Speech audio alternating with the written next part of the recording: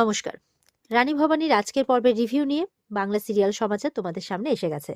তো আজকের পর্বের রিভিউতে যেটা দেখা যাচ্ছে যে শুরুতেই তারাকে ফুল্লরা, তারা শাশুড়ি মা এরা সবাই মিলে ঘিরে রেখেছে আর উল্টোপাল্টা কথা বলছে তার মায়ের ব্যাপারে।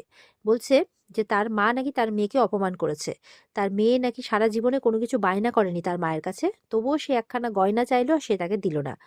তো বলছে যে সে তো এখন যুদ্ধ, রাজকার্য এগুলো নিয়ে ব্যস্ত, মেয়ের দিকে তাকানোর টাইম আছে নাকি, এইভাবে মেয়ের মাথাটা খাচ্ছে আর কি। তখন তার শাশুড়ি বলছে, তুমি পতিব্রতা নারী না, চোখের জল ফেলবে না। তোমার বর কি এমন চেয়েছে? একটা গয়নাই তো চেয়েছিল।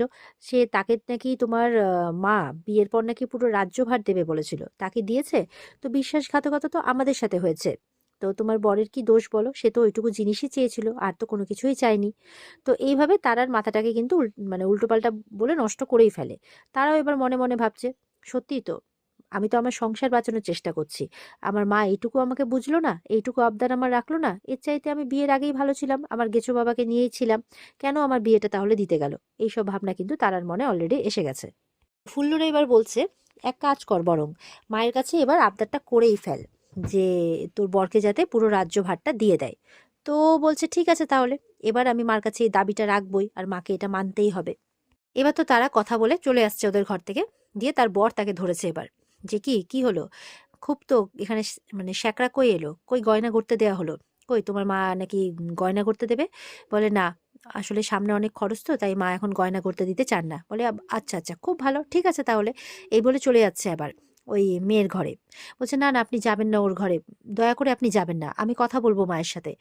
বলছে তোমার মা বলেছিল বিয়ের পর নাকি রাজ্যভার দেবে, তো কই দিল? দিল না তো। তো রাখলেন উনি ওনার কথা, তাহলে আমি কেন মানে কথা রাখতে যাব তোমার? আমি তোমার কোনো কথা শুনতে পারবো না আর আমার পথে বাধা হয়েও আসবে না। তখন তো তার মেয়ে জোর করছে, মানে তার বউ আর কি জোর করছে তাকে থামানোর জন্য। বলছে আমি কথা দিচ্ছি, আমি কথা বলবো মায়ের সাথে। বলে ঠিক আছে, যাও তাহলে মায়ের সাথে কথা বলো।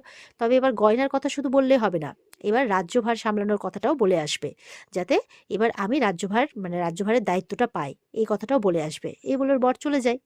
এদিকে মানে রাজরানী আর কি বসে আছে আর মনে মনে মহারাজের সাথে কথা বলছে যে আমাদের মেয়ে আজকে যেভাবে ভরা রাজসভার মধ্যে গয়না চেয়ে বসলো, এ তো আলাদাই মেয়ে মনে হচ্ছে। আমি আমার মেয়েকে তো এই শিক্ষা দিইনি। আপনি থাকলে হয়তো তাকে ভালোবেসে বুঝিয়ে হয়তো তার মন জয় করতেন, কিন্তু আমাদের মেয়ে তো আলাদা, মানে ও বুঝতে পেরেছে যে তার মাথা কেউ খাচ্ছে। তো সেই সময় কিন্তু তার ইন্দু বৌঠান আসে, এসে বলছে কি রে, তোর মেয়ে তো কোনোদিনও তোর কাছে কোনো কিছু চায়নি, শুধুমাত্র তো এতদিন পর একটা গয়নাই চাইলো, তো দিয়ে দিতিস। তখন বলছে না, তারার কোনোদিনও গয়নাগাটির উপরে কোনো লোভ ছিল না, এ তারা যেন অন্য তারা, একে যেন আমি চিনতেই পারছি না। তখন বলছে দেখ, ওর সংসার হয়েছে, ওরও তো সকাল রাত থাকতেই পারে নাকি। তখন বলছে অপরাধ নিও না, ইন্দু বৌঠানকে বলছে যে তোমাকে বুঝতে হবে, আমি মা হয়ে ঠিকই বুঝতে পারছি যে ওর মাথাখানা কেউ খাচ্ছে, আর কারা খাচ্ছে এটাও আমি খুব ভালো করে বুঝতে পারছি। না হলে আমাদের তারা এমনটা ছিল না আর আমরা তাকে এই শিক্ষাও দিইনি। তখনই তারা আসে ঘরে। তো বলছে হ্যাঁ মা বলো কি বলবে। তো বলছে যে রাজরানী আমাকে না হয় গয়না দেয়নি, কিন্তু আমার সাথে কথা বলার জন্য তার দুদণ্ড সময় হবে। তখন ইন্দু বৌঠান বলছে এ কি মাইয়া, তুমি এইভাবে মানে কিরকম করে কথা বলছো তোমার মায়ের সাথে? তখন বলছে ছেড়ে দাও বৌঠান, ইন্দু বৌঠানকে বলছে যে ওর মনে হয়তো খুব দুঃখ হয়েছে, তাই তারাকে বলছে যে দুঃখ করো না, তুমি আগে শান্ত হও, দিয়ে বলো কি হয়েছে। আজকাল তো তুমি তোমার মায়ের সাথে গল্প করতেও আসো না, বলো তো দেখি তোমার মনে কি চলছে, কি হয়েছে। তখন বলছে আমি যদি আমার মায়ের সাথে কথা বলতে আসি তাহলে তো তার রাজসত্তা বেরিয়ে আসবে। তখন তো রানী খুব রেগে যায়, বলছে ঠিক করে কথা বলো, বড়দের সাথে কথা বলার কি সহবত জ্ঞানও হারিয়েছো নাকি? বলছে তাই তো, ঠিক আছে আমি না হয় সসম্মানেই বলছি। তখন ওই রাজ্যভারের কথাটা বলে যে রাজরানী তো আম, যেই কথাটা দেন সেই কথাটা নিশ্চয়ই রাখেন, আর সবার ক্ষেত্রে সেই কথা রাখাটা নিশ্চয়ই একই, নাকি সেখানেও পক্ষপাতিত্ব আছে। রাজরানী তো আরো রেগে যায় যে কিভাবে কথা বলছে। তখন বলছে আপনি বলেছিলেন যে আমার স্বামীকে নাকি রাজ্যভার তুলে দেবেন বিয়ের পর, তো বিয়ে তো হয়ে গেল, অনেক সময় হলো, কিন্তু কই দিলেন না তো। রাজরানী আর ইন্দু বৌঠান কিন্তু একে মানে দুজন দুজনের মুখের দিকে তাকাচ্ছে, বুঝতে পারছে, বেশ বুঝতে পারছে যে তাকে কেউ শিখিয়ে পড়িয়ে এখানে পাঠিয়েছে। এবার রাজরানী বলছে ইন্দু বউকে, দেখলে তো বৌঠান, আমি বলেছিলাম না আমার কথাগুলো অক্ষরে অক্ষরে মিলে গেল, বোঝাই যাচ্ছে যে ওকে কেউ কিছু উল্টোপাল্টা বোঝাচ্ছে, না হলে তো আমাদের তারা এরকম মেয়ে নয়। এবার ভবানী কিন্তু নিজের মেয়ের কাছে আবারও যাচ্ছে, ভালোবেসে কথা বোঝানোর চেষ্টা করছে যে কি হয়েছে মা, আমাকে বল কি হয়েছে, কি আছে মনের মধ্যে আমাকে বল। কিন্তু সে শুনবেই না, এমনকি তার মাকে তাকে টাচ করতেও দেবে না। বলছে আমি যথেষ্ট বড় হয়েছি, আমার বোধ বুদ্ধি হয়েছে। কি ভাবছো আমি রাজরানী নেই রাজরানী নই, মানে রাজরানী নই বলে আমাকে যে যা পারবে তাই বুঝিয়ে দেবে আর আমি বুঝিয়ে যাবো নাকি? তো তখন ইন্দু বৌঠান বলছে এতই যখন বোঝো তাহলে মায়ের সাথে এইভাবে কথা বলছো কেন? এইভাবে তো কথা বলার মেয়ে তুমি নও। তখন বলছে ঠিক আছে, তাহলে আমি রাজরানীর কাছেই বলছি যে আমার বরের যেটা প্রাপ্য অধিকার তাকে সেটা যাতে ফিরিয়ে দেওয়া হয়, তাকে যাতে রাজ্যভার দিয়ে দেওয়া হয়, তিনি যাতে আমার সংসারটাকে আর ধ্বংস না করেন, এইভাবে বলছে। তখন তো ভবানী একদম প্রচন্ড রেগে গেছে। তখন বলছে অনেক হয়েছে, বুঝতে পারছো তো, ইন্দু বৌঠানকে বলছে ওর মাথাটা কে খাচ্ছে, তবে এবার আমার সম্মুখীন তাদেরকে হতেই হবে। তো এবার তো তার মেয়ে এসে পথ আটকাচ্ছে যে না তুমি কোথাও যাবে না, আমি তোমার কাছে যা চাইতে এসেছি আমি তোমার কাছে না নিয়ে এখান থেকে কোথাও যাব না। তখন ভবানী রেগে গিয়ে বলছে যে তোমার রাজরানী তোমাকে আদেশ করছে, পথ ছাড়ো, এই বলে তারাকে সরিয়ে দিয়ে কিন্তু ঘর থেকে একদম বেরিয়ে পড়ে। ইন্দু বৌঠান তো তখন প্রচন্ড কাঁদছে, আর তারাকে সামলাতে গিয়ে তারা ওর মায়ের পেছন পেছন যায়। তখন তো ইন্দু বৌঠান কাঁদছে যে এটা কি হয়ে গেল, আজকে নিশ্চয়ই কোনো অনর্থ হয়ে যাবে। দিয়ে ইন্দু বৌঠানও তখন ও বউ করতে করতে ভবানীর পেছন পেছন যায়। দেখা যাচ্ছে ভবানী প্রচন্ড রেগে গেছে, আর রেগে গিয়ে কিন্তু একদম সোজা চলে গেছে রাজসভাতে। সেখানে গিয়ে তলব করছে রাঘবেন্দ্রকে। তো এবার রানী ভবানীর কথা শুনে সেখানে রাঘবেন্দ্রর মা এমনকি বাবা এক হাঁড়ি মিষ্টি নিয়ে আসে, যে এই যে আপনার জন্য। তখন বলছে ওইসব দেয়া নেওয়া পরে হবে, আগে আপনার ছেলেকে তলব করা হয়েছে, তার সাথে আগে কথা হবে তারপর। সেখানে কিন্তু সত্যের বউ, তারা, ইন্দু বৌঠান সবাই এসে উপস্থিত হয়েছে, দেয়ান মশাই সবাই আছে। তো এবার মানে রাঘবেন্দ্রর মা বলছে এ কি করে আপনি আমার স্বামীর সাথে কথা বলছেন? বলে আপনার ছেলেকে তলব করা হয়েছে, আপনার ছেলে আসুক, তারপরেই যা কথাবার্তা হওয়ার হবে আর আপনারা দেখতেই পাবেন সেটা।